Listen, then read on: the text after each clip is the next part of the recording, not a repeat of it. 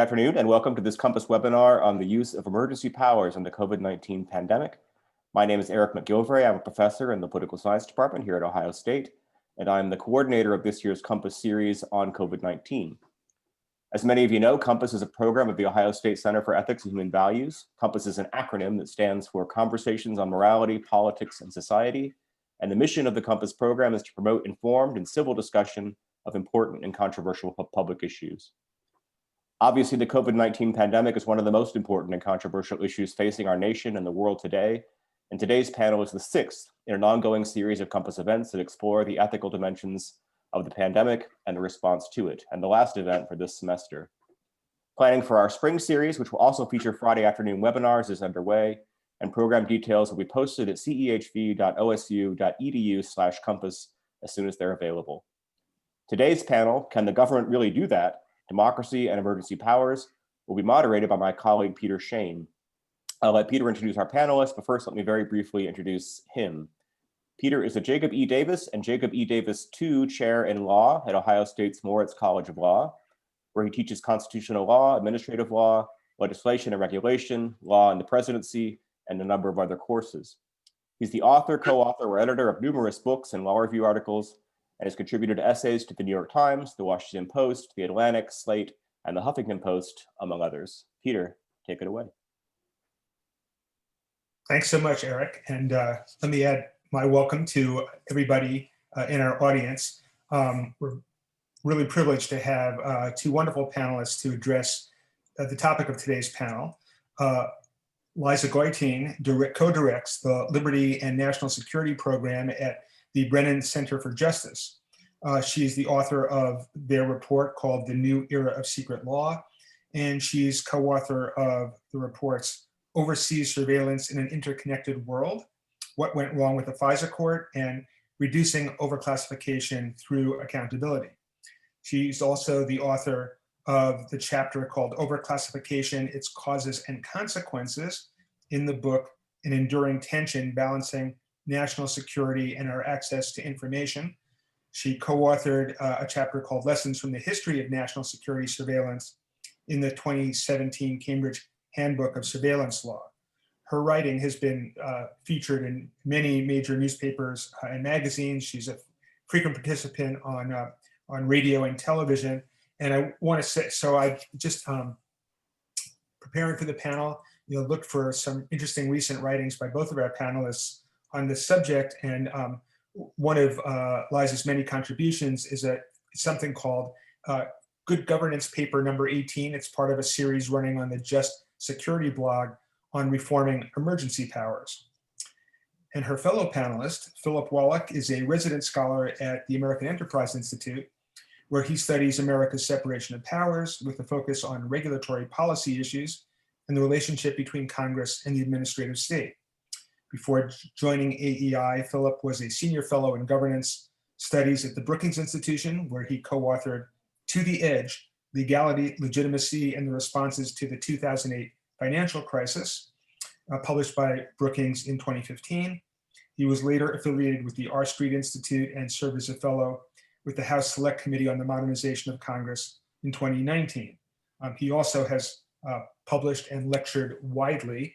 The most recent thing that I picked up of Philip's is a lengthy essay in National Affairs called Crisis Government, which was directly, I think, on point to today's conversation.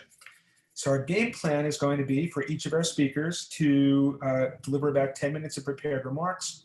I will probably try to keep the conversation going with my own questions for about 10 minutes, and then members of the audience, if you type your questions into the Q&A function that Zoom provides, we'll devote the last half hour or so to your questions. And we're going to do this in alphabetical order. So Liza Goitein, please kick us off.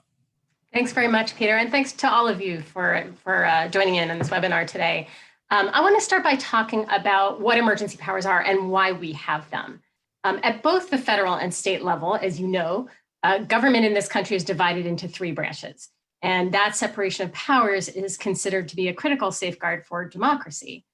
Under this system, it's the legislature that is responsible for making the law, and it's the executive branch that's responsible for implementing it. Now, obviously, that's changed a lot over the last 100 years, and the executive branch today does a lot of lawmaking, actually, through regulation and executive order. But even so, there are often significant constraints imposed on these actions by statute. Emergency powers shift this balance. The basic idea is that because emergencies are by definition unforeseen and unforeseeable, the existing laws might not authorize the kind of response that's needed.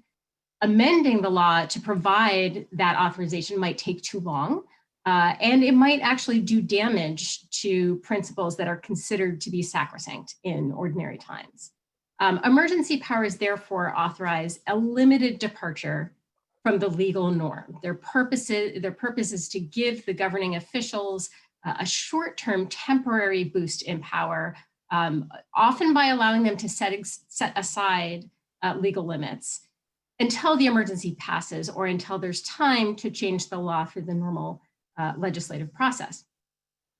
I spent the last few years researching presidential emergency powers, which include some extraordinary and frankly quite scary authorities. But what I learned when COVID-19 hit was that the president's emergency powers pale in comparison to the powers available to governors, mayors, and other state and local officials. The Brennan Center has teamed up with the Hoover Institution to do a further study of these powers and how they've been used in the COVID crisis. There are a couple of reasons why state emergency powers are more potent than federal ones, particularly in the area of public health. First, the US Constitution doesn't actually give the president any explicit emergency powers or provide for emergency declarations. So the president is limited, for the most part, to whatever powers Congress chooses to give him. State constitutions, by contrast, often allow governors to declare states of emergency and to take aggressive action in response, with or without any authorization by the legislature. Second, the federal government is a government of enumerated powers. Powers that are not granted to the federal government by the Constitution are reserved to the states. And one of the core state powers that the federal government does not have is what's known as the police power. And that's the power to make and enforce laws for public safety, health, and welfare. And that's the type of power that is often implicated in emergency situations. The upshot is that the emergency powers provided by state law are incredibly broad. The circumstances under which governors may declare a state of emergency are wide-ranging. 38 states have a catch-all provision that basically allows the governor to declare an emergency whenever she thinks it's appropriate.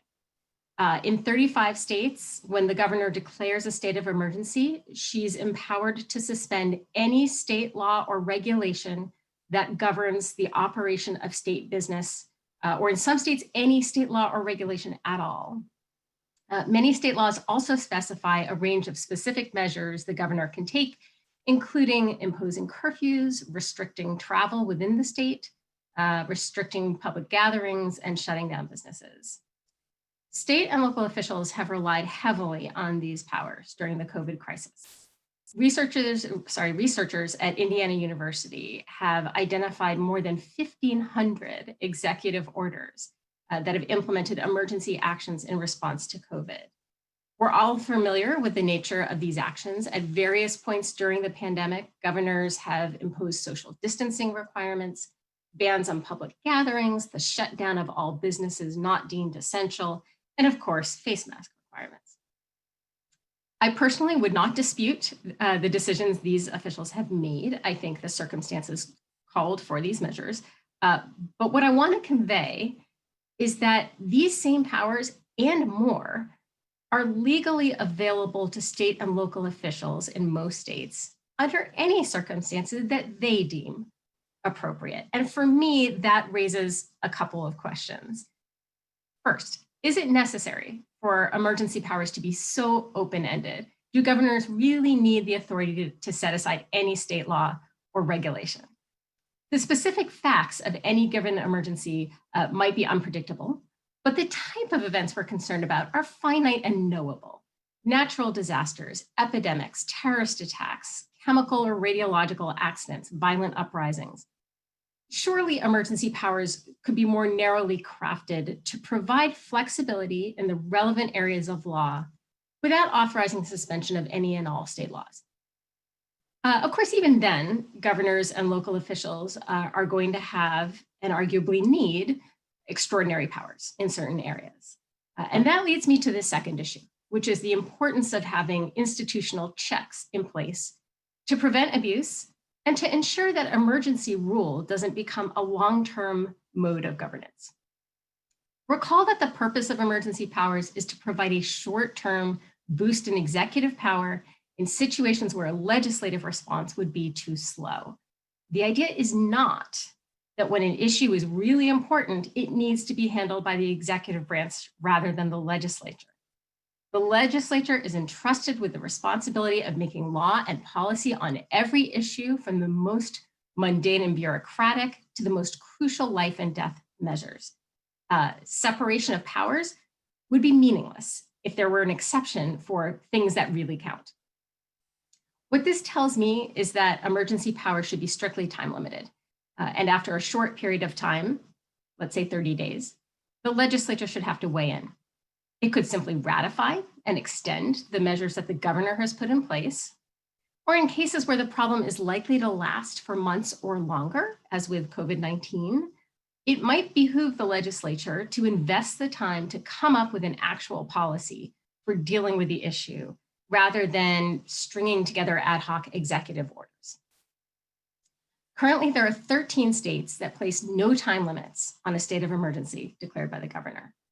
Of the remaining states, most allow the governor to unilaterally renew the declaration when that time limit is reached. So the limitation really isn't that meaningful. Only a small minority of states require approval of the state legislature to renew or extend the emergency declaration. Now, there is a potential downside to bringing in the legislature that would have been unimaginable to me 4 years ago. And that's the risk that a state legislature would fail to extend critical emergency measures because they were imposed originally by a governor of a different party. We saw this happen in Michigan this spring. I don't know how you guard against a legislature putting lives at risk for partisan gain. But I don't think the solution is to grant unlimited emergency powers to the chief executive and hope that whoever fills that position will always act in the public interest. The other critical check against abuse of emergency powers is the courts. More than 100 lawsuits have been filed challenging COVID emergency orders. In roughly 85% of these cases, the courts have upheld the emergency actions. The Supreme Court has weighed in twice. In the first case, by a 5-4 decision, the court refused to enjoin an executive order in California that required certain establishments, including churches, to limit their occupancy. In the second case, by the same 5-4 majority, the court upheld an order issued by Nevada's governor that in practice imposed stricter attendance constraints on some churches than on some casinos.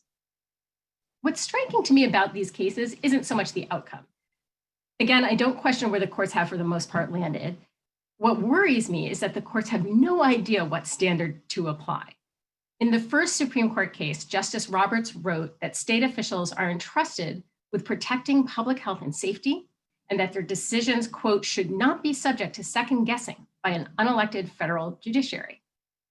Justice Kavanaugh wrote that the court must apply strict scrutiny because the governor's actions affected a fundamental constitutional right, the right to worship. So which is it? No judicial second guessing or strict judicial scrutiny? They're not just different, they're opposites. These two approaches in this decision distill a broader confusion that we're seeing throughout the COVID case law. Some courts have taken the position that they have to be broadly deferential and reject constitutional challenges to public health measures as long as the state's action is reasonable and not abusive. Others have said that the state must choose the least restrictive means of furthering a compelling interest. Some courts have just tried to dodge the problem by holding that the state's action would either satisfy or flunk either test, depending on that case's outcome. And as long as this fundamental uncertainty in the law remains, there's a real question mark around how effective the courts can be in backstopping abuses of emergency powers. So I will stop there and turn it over to Phil. Liza, Hey, thanks well, so much. Yeah, Philip, please. Thank you so much for having me participate in this event today. Although we're meeting in virtual space, as a native Ohioan, it's a great pleasure for me to participate in this Ohio State Center for Ethics and Human Values event. And it's a great privilege to join Liza, who's really one of the top authorities on this subject in the nation. I am going to cover some of the same ground as Liza from some different angles, and then maybe dig in a little more on just what we lose when the legislature allows itself to be cut out of the process. So I'm going to start by stating the obvious. It's good to have emergency powers for emergencies. When we're confronted by a fast-moving challenge from a natural disaster or imminent military threat or virulent plague, if we rely wholly on our normal lawmaking processes, we're likely to move too slowly and suffer permanent damage as a result. So we set up special legal rules that empower our executive to act with decision, activity, secrecy, and dispatch, as the Federalist number 70 has it, when necessary. It's not good to use emergency powers for non-emergencies, at least not if we value our normal deliberative processes. If our normal processes seem to us to be malfunctioning, invoking emergency powers may offer a tempting way to get things done quickly.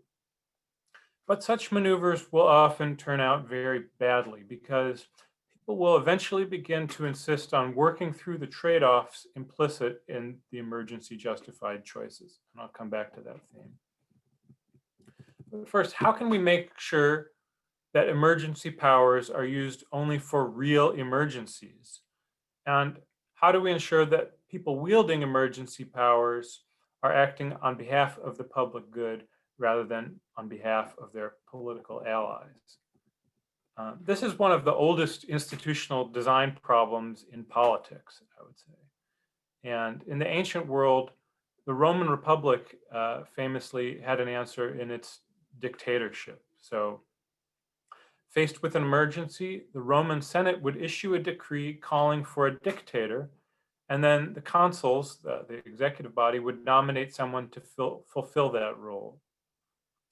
Once appointed, the dictator would have tremendous power, but subject to two very significant limitations. He could work only toward a specific prescribed end, usually the repulsion of an enemy or quashing of a rebellion, with no jurisdiction at all over unrelated issues. And he would cease to be dictator as soon as his purpose was accomplished, or after 6 months. Now, when the United States and other modern nations have faced an emergency, rather than summoning a temporary dictator, the legislature has generally passed a statute conferring emergency powers on sitting executives. Most of the time, these enabling acts imitate the ancient practice of dictatorship by delimiting the purposes for which emergency powers can be used, and by setting some kind of time limit after which the executive must seek a new grant of emergency power from the legislature. But it has to be said that in practice, legislatures have not always been so successful at limiting mission creep in the executive's emergency responses or in preventing permanent executive aggrandizement. Now, as Liza said, for natural disasters and public health emergencies, the situation is slightly different. We don't know when, where, or how threats will emerge, but we can be quite certain that they will emerge regularly. And so it makes sense to put in place a permanent statutory structure that readies us for these contingencies. So we don't even need to wait for a new action of the legislature when they do come along. So at the federal level, we have the Stafford Disaster Relief and Emergency Assistance Act of 1988, which creates a system for the federal government to distribute money to states suffering from natural disasters. And we have the Public Health Service Act of 1944, which allows the national government to institute some quarantine measures on its own account and to declare a public health emergency, which allows various executive branch action. And that law has been amended in very recent years with special attention to pandemic preparedness. This is not something that was totally off the radar of our national policymakers. And as Liza said, every state has its own laws that empower the executive officials to protect the public welfare in the case of an emergency, and quite broad powers to deal with public health emergencies in particular. All of that makes us sound pretty well prepared, I suppose. And yet, you may have noticed that our government's use of their emergency powers this past year has left something to be desired in terms of efficaciously countering the threat we faced, while at the same time angering many people who feel they have had their rights trampled without anything like adequate justification. So, what's gone wrong? Well, first, having suitable legal tools available is very different from being prepared to use them well. It's clear in retrospect that, especially in February of this year, which was an absolutely critical month for stopping the spread of COVID-19, our government's responses were poorly coordinated and riddled with errors. And our leaders at every level were in denial about the seriousness of the threat for this country. So we came out of the gate very poorly. Second, once government on every level did snap into action around the second week of March, not coincidentally when the stock market tanked, most of the country adopted a maximalist response that citizens perceived as poorly targeted to the existing risks.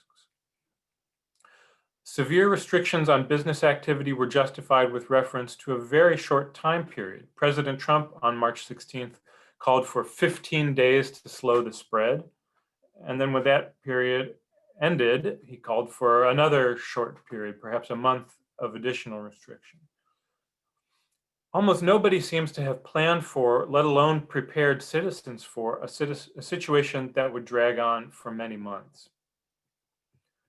Congress's actions also fit this pattern of massive response without ever transitioning to thinking about a longer-term plan. Although Congress is very often accused of being stuck in partisan stalemate, it snapped into action and passed 4 statutes in March and April, which together provided by far the largest supplemental appropriations in the nation's history for a variety of economic supports. And those laws also supercharged the powers of the Federal Reserve so that it could stabilize the wobbling economy. These acts were passed, as many past enabling acts have been, quickly, with overwhelming bipartisan support and with very little debate about the wisdom of various provisions. With each passing month, as it became clear that COVID-19 was not going anywhere, and as cases flared up in some new part of the country, leaders kept leaning heavily on the language of emergency, insisting that concern for people's safety made it imperative to rely on the recommendations of public health officials.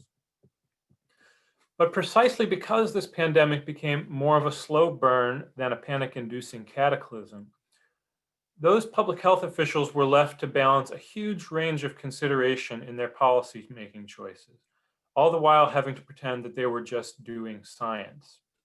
Sometimes they shoehorned reasonable choices into unreasonable language, like many jurisdictions who declared that golf courses were essential businesses so that they could remain open.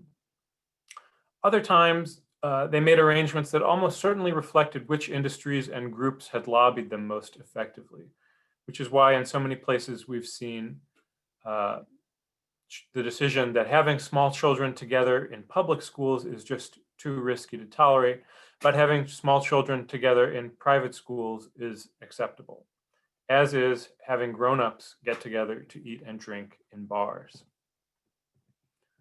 Now, not surprisingly, some of the people who have found themselves on the losing end of these decisions, as business owners or even just as frustrated consumers, have gotten very angry.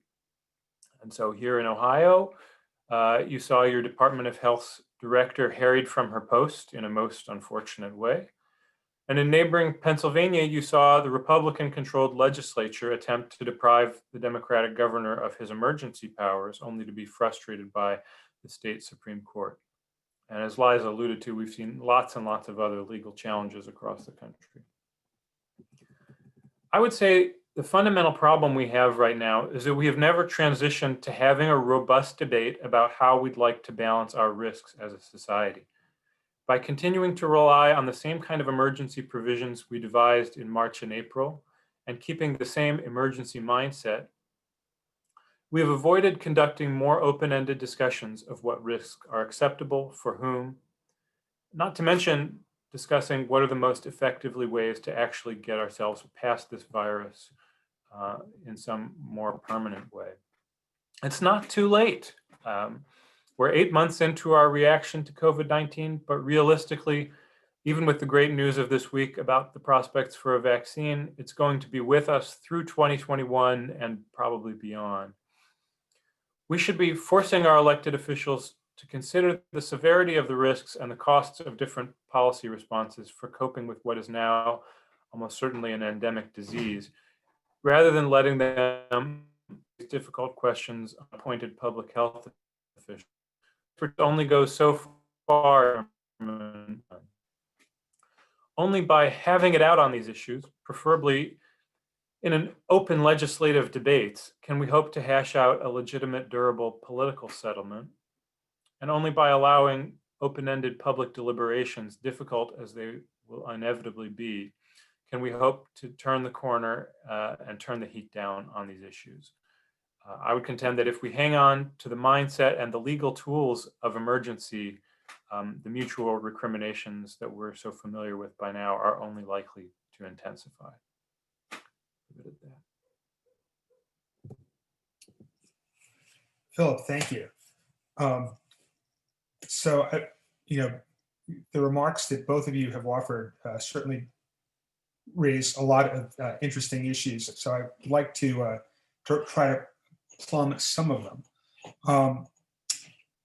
First of all, and one thing that I was struck by in both of your remarks is what seems to be the hope, if I can use the phrase, in a rational world, that there would be a lot of common ground across a pretty wide philosophical spectrum about approaching this issue. The fact that Liza mentioned that the Brennan Center is collaborating with the Hoover Institution sort of suggests that.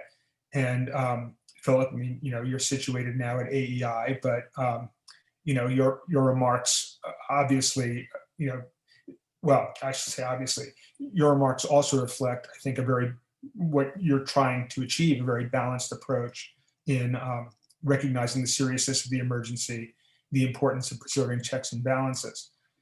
One of the themes that went through, I think, both of your remarks was the importance of having a vigilant, responsible legislature.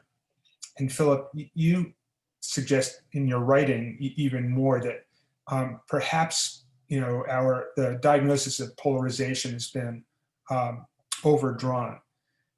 But starting with your home state of Ohio, as you know, Governor DeWine, who started very strong in his response to the virus back in February and early March, backed off from a lot of that.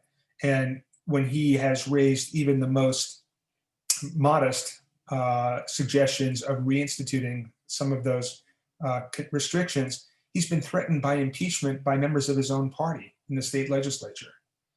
So I guess I would really like both of you to speak a little more about the realistic prospects of reinvigorating a responsible legislative process at the state and federal level. Philip, you could go first if you like, and then Liza. Sure. I mean, I think these are very difficult issues, no doubt. I think there's a really good case to be made that some places, and I think Ohio would probably be a good candidate, did too much too early. They kind of wore through their citizenry's tolerance for a lockdown type of approach when their case counts were not actually that bad. and they sort of maybe should have saved some of their ammunition for later.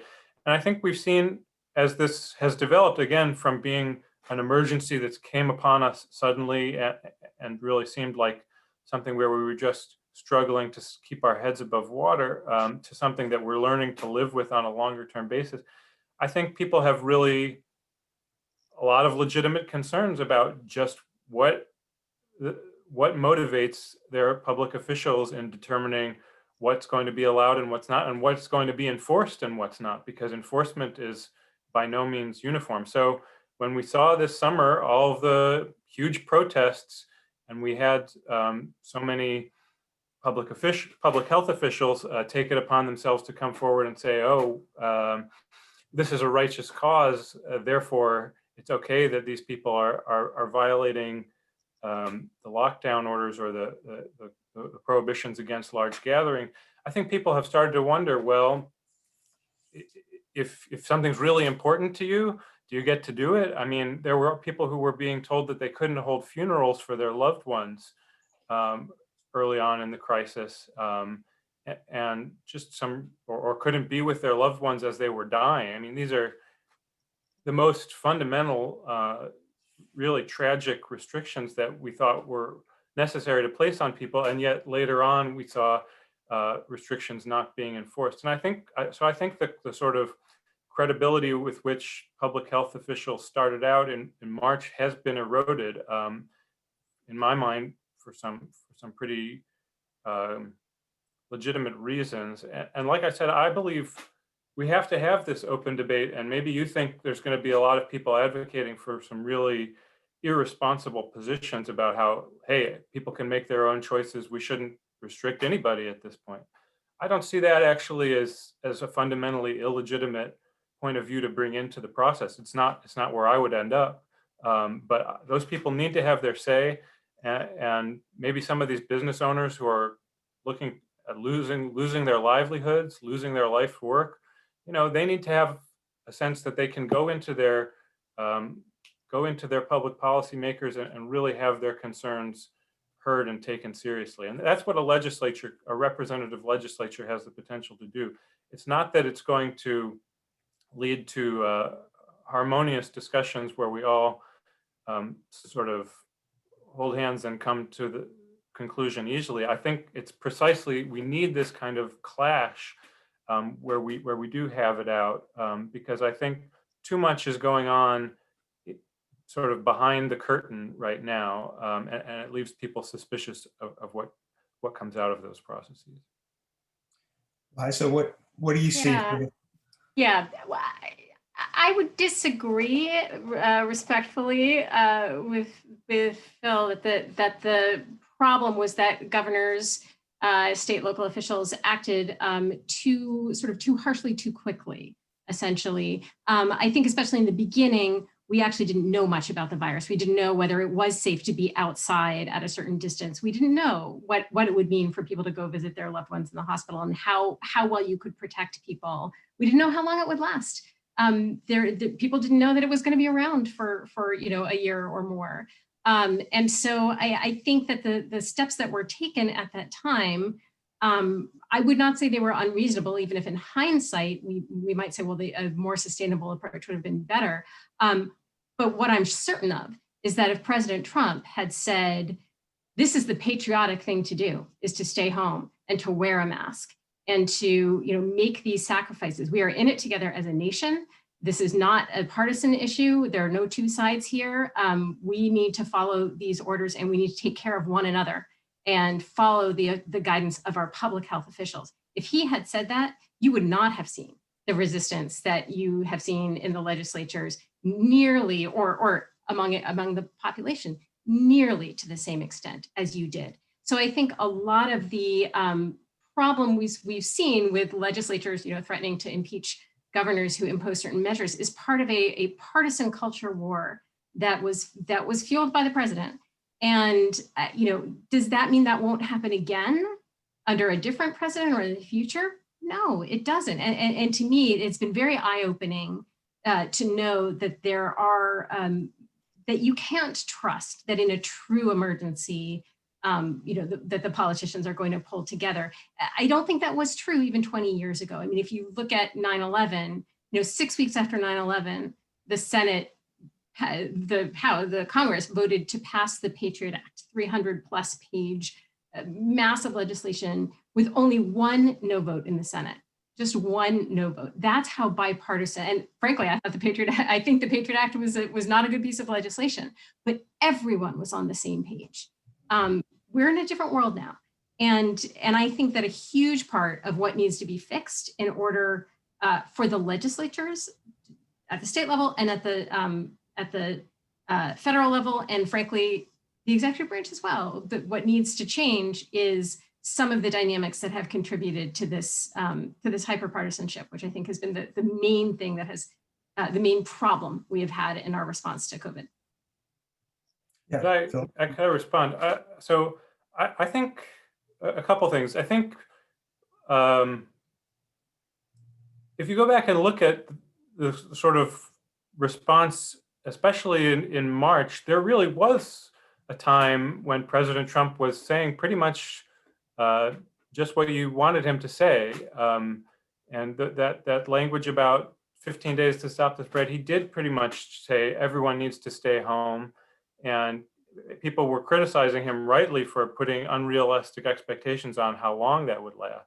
But he really was, for a time in the middle of March, supporting that. And this idea that partisanship sort of plagued us right from the outset is very hard for me to understand, because again, when you look at these 4 statutes that Congress passed, they were overwhelmingly bipartisan majorities, some of them with just about a dozen no votes, one of them with maybe 50 no votes in the House. But and like I said, they were the largest supplemental appropriations bills in this nation's history.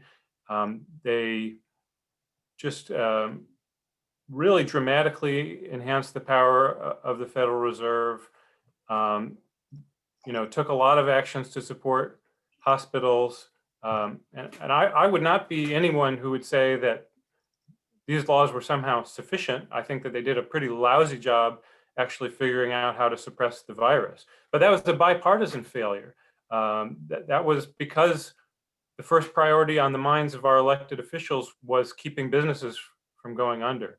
And so the Paycheck Protection Program was wildly successful in spreading, many hundreds of billions of dollars into the economy throughout this summer. And in fact, people's disposable income actually rose during the summer as a result of those programs and the enhanced unemployment benefit. So the idea that we were just paralyzed from the beginning by partisan strife, I think, is just wrong. And I think it bothers me to sort of say, well, even in true emergency, we can't pull together. I mean, that's the nature of what emergency rhetoric does. It sort of says, well, anybody who is against these things is really an enemy of the public safety and can't be listened to because they're too dangerous.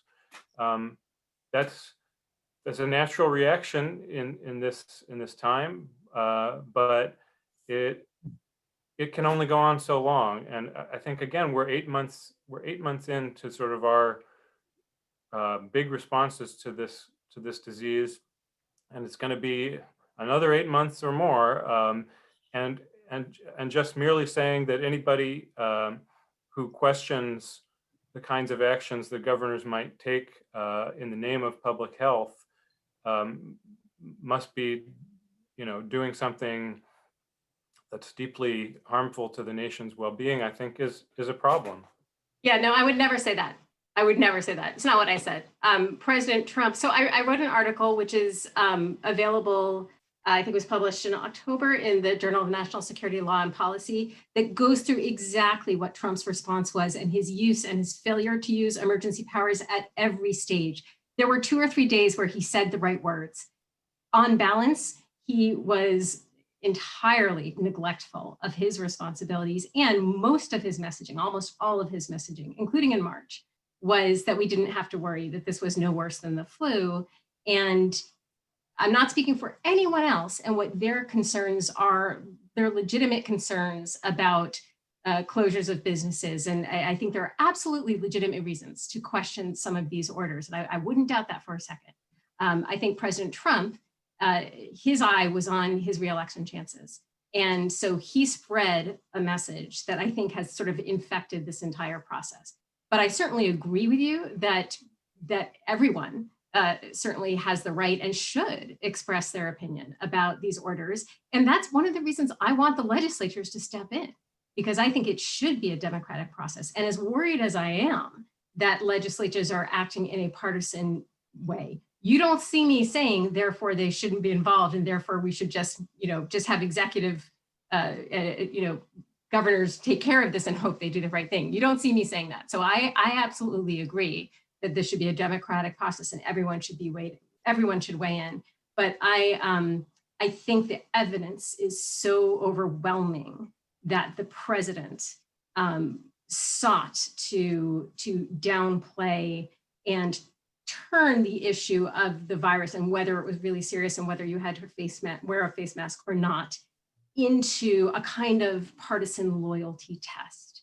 And there was no way that that wasn't going to harm our national response to this public health crisis. So, both of you have stressed the importance of a democratic deliberation. Philip talked about, a deliberation about how we face up nationally to risk and where risk is allocated. And Liza, you've also talked about the importance of all of these perspectives being stated. I'm wondering, and maybe this is a little off the wall, but whether we actually need some sort of civil society structures outside formal legislative processes that might bring people together in a more deliberative framework. I mean, there are, things like, Jim Fishkin's deliberative polls, exercises like citizen juries. There are sort of the America Speaks town halls. I'm wondering, because at the end of the day, when the legislature decides to do something, it may not be that opponents of the strictest measures, will be characterized as enemies of this of the public good, as Philip suggests. But there will be losers, and the losers, in a formal process, are not likely to walk away thinking, "Oh, at least I had my day in court. Now I'm happy." So is there something that can be done to further the democratic conversation outside Congress? So, I mean, I think all of those kinds of exercises that you mentioned are all very nice things. They're all very tiny in scale and sort of artificially concocted. And so to my mind, can't really be like the big answer. I mean, the big answer has to be, we're supposed to have self-government in this nation, and we have these local governments that are making these hugely important choices in our lives. And so I don't know about anybody else. For me personally, I'm just so much more invested in my local government in Montgomery County, Maryland, than I ever had been before, and deeply interested in who's sitting on my school board and what they're saying. And I think citizens really need to engage those bodies. And like you said, you might not come away with from your encounter feeling so great about things. I think if they merely give you a polite hearing and then totally ignore what you're saying, you're not likely to. But I think the potential of legislative debate is that it's not all or nothing. There's, even on these policies, we sometimes get into this mindset that we're either going to be, let's have lockdowns and all the time mask requirements, or let's have nothing. And those aren't our only choices. I think the more that we allow ourselves to take seriously each other's particularistic concerns, the more we open the possibility for sort of creative compromises, thinking about things in different ways than we were doing before, and making something happen, giving a little to show goodwill. I think to the extent that our legislative institutions at a local level are unable to produce that kind of dynamic, it says something very upsetting about the state of self-government in this country. But that's really where we should be looking. So I don't have a direct response exactly, but I do think that, you know, the legislature working well, working together, doing its job, that's a muscle that the legislatures need to exercise. And certainly at the federal level, it's a muscle that hasn't been exercised in a very long time. And that increasingly Congress is just delegating all of its powers to the president, whether it's emergency powers or other kinds of powers, and is content to sort of sit back and you know, run for re-election rather than actually doing the hard job of legislating. And I think that, you know, Congress needs to be forced to legislate. I mean, there are all kinds of reasons for the dysfunction that we see in Congress in any number of ways that you might need to attack it. So I'm not claiming this is not the fix-all here, but one way to break the cycle is to force Congress to act. And in the particular context of emergency powers, there's legislation right now there's a bill in the Senate, and then there are a couple of other bills that have been introduced in the Senate and the House that address emergency powers specifically, and that provide that a presidentially declared national emergency will terminate after 30 days unless Congress votes to extend it. That doesn't guarantee how Congress is going to vote. It doesn't guarantee that Congress will vote free of partisan considerations, but it does guarantee that Congress is on the spot for acting, essentially, and for exercising that muscle. And I think that's a good thing. And you know, the less that Congress engages in the job of legislating, the worse it performs when it actually has to step in and do that. Can we go back to the example that you raised about public reaction to the mask mandates in various places and how that might have been affected by partisanship? I mean, one question that an audience member has raised is, you know, the degree to which, well, actually, sort of two questions. One question is, you know, how much of this was distorted by the fact that this was an election year, not just, you know, normal partisan times, but also with regard to the mask mandate. And I guess part of the confusion is we didn't know originally how, you know, how useful masks would be, whether they had to be of a certain kind, and so on and so forth. But, you know, now there's sort of a consensus, at least among health professionals. And, you know, we obey, you know, no shirts, no shoes, no service. So this doesn't seem like, you know, the most draconian incursion on liberty. But there's a lot of misinformation being circulated about masks and about the vaccine that affects the political dynamics. I mean, I have childhood friends on Facebook who, you know, still believe that wearing masks, you know, not just for people, you know, who have particular health conditions, but that wearing masks in itself be a source of, you know, increased contagion and great danger. How, you know, what do you take to be the role of misinformation, and are there ways of keeping that from distorting the electoral process, the legislative process? Well, let me preface my remarks by saying you should wear masks, everybody, when you go to public places with people. That's what you should do right now. It's a good thing to do. But having said that, I think that, like, the sources of misinformation originally were the World Health Organization and the CDC telling people that, no, you shouldn't wear masks. That was a thing that happened. We shouldn't allow ourselves to forget that that happened. That really muddied the waters. And furthermore, it seems like one of the reasons they were saying that was because they were afraid that people would take the masks away from medical professionals, not really because they thought they would be harmful in any way, but because that they didn't want regular people to be buying up N95 masks and taking them away from medical professionals, which is a reasonable enough concern, but not really a good reason to muddy the waters. So I think this was like a situation where the public health officials really handicapped their own legitimacy and authority from the outset, and we should not forgive and forget about that.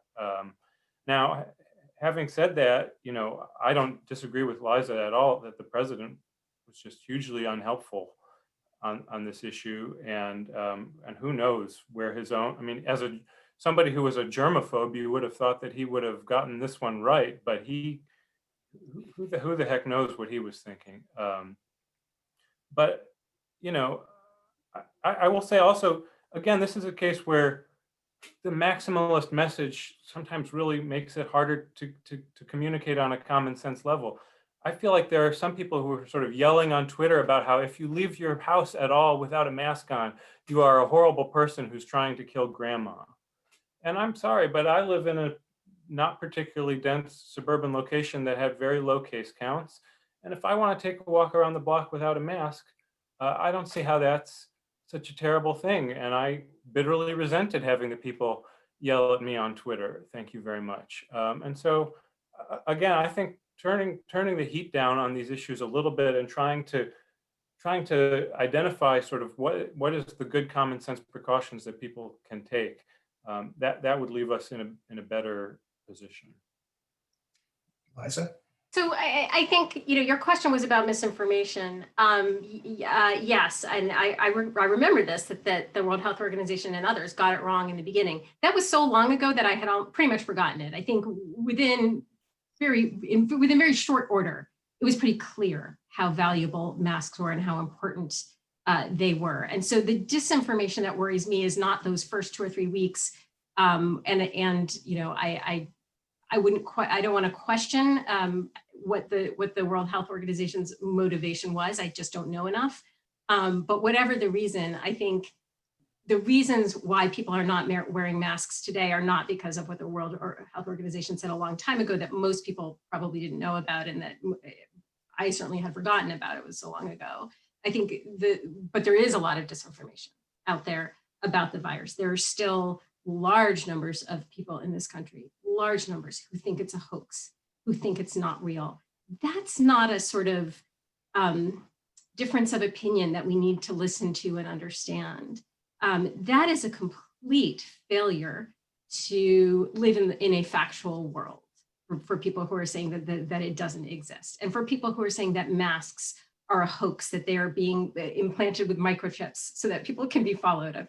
I've read that. So there is a tremendous amount of disinformation on this issue, as in many, many, many other issues. Now, I happen to be pretty much a First Amendment purist, so I don't think the answer to that is to shut those people down and say that they're not allowed to spread information unless somebody in the government or Mark Zuckerberg decides that information is true. But I'm very much in support of the approach of trying to, especially where false information can be seen, of pushing content that is factual as a sort of antidote to all of the non-factual content, and that's not for opinions about whether or not we are striking the right balance between sort of economic repercussions on businesses that have to close versus the health consequences to people of COVID being spread through businesses. Those are matters of opinion, and reasonable people can disagree. These are debates we need to have through the legislature. But if somebody is out there, posting that COVID does not exist, that it's a conspiracy, then, I'm happy with Facebook or whoever else directing people to a link that explains, that shows what the rates of COVID are in different places, or something like that. So I'm wondering, since we're probably only have a few minutes left, the remarks that both of you have offered stress the importance both of, again, legislative responsibility, but also executive leadership. So, my crystal ball comes with the world's worst batteries, so I can predict nothing. But I'm wondering, as you, look towards maybe something as early as the end of January, do you have a personal wish list, whether in terms of substantive policy or just process, how you hope the balance of initiative is going to be going forward between the new president and the new Congress? What should we look for that might be signs of a more positive, responsible government action. Either of you can go first. Well, I think that President-elect Biden campaigned on sort of his ability to work with people of both parties, all the branches of government. You know, his ability to that he's not sort of in it for himself, but that he will work with others and play well with others. That was part of his campaign promise. And I think as part of that, he is going to be very vested in at least trying to work with Congress to get things done. You know, will he be successful? My crystal ball isn't a whole lot better than yours. I mean, there's, we still don't even know at this point who is going to control the Senate.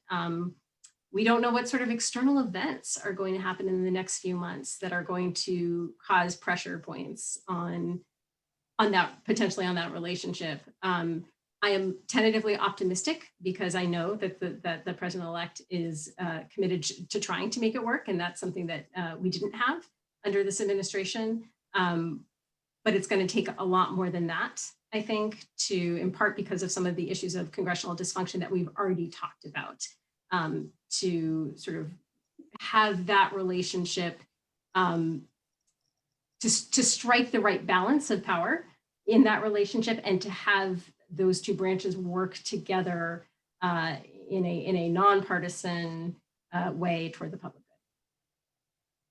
Philip, what are you hoping for?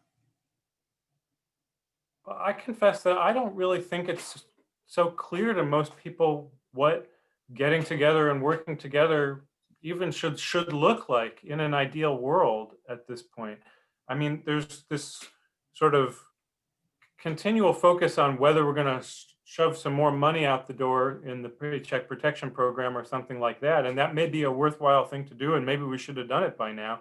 But that's not the whole of the story, right? I mean, to me, it's just very distressing how little creativity our public officials have shown, really at all levels of government, but certainly at the federal level throughout this whole thing. I think, you know, why aren't we figuring out how the federal government can really ramp up testing? What can the federal government do to get a shot in our arms faster? I mean, that's a question that now has new urgency, and that absolutely Congress should be involved in talking about. And if they're not talking about it, we should get new legislators, because I don't know why anyone would be talking about anything else practically at this point. That's so unfortunately, I worry that President-elect Biden has dug himself in a little bit by saying, I'm going to listen to what the scientists tell me to do, as if that will somehow, in sort of as a magical incantation, that sort of solves all these issues and tells us what we should do next.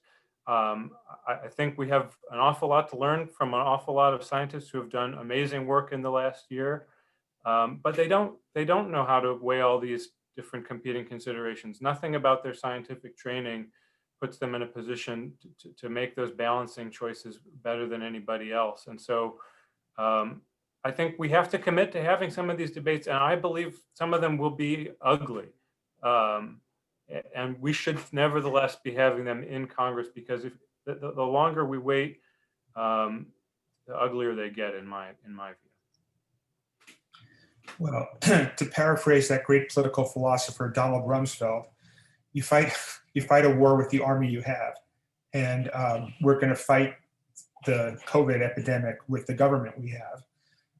So I hope that you know, the creativity, Philip, that you asked for, and the responsibility and the balance between presidential leadership and Congress actually recovering, you know, stopping the atrophying of its muscles, Liza, that you've talked about.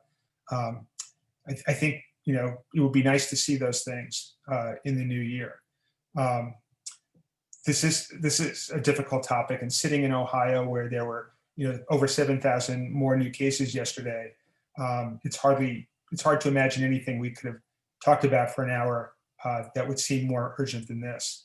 So I want to thank you both.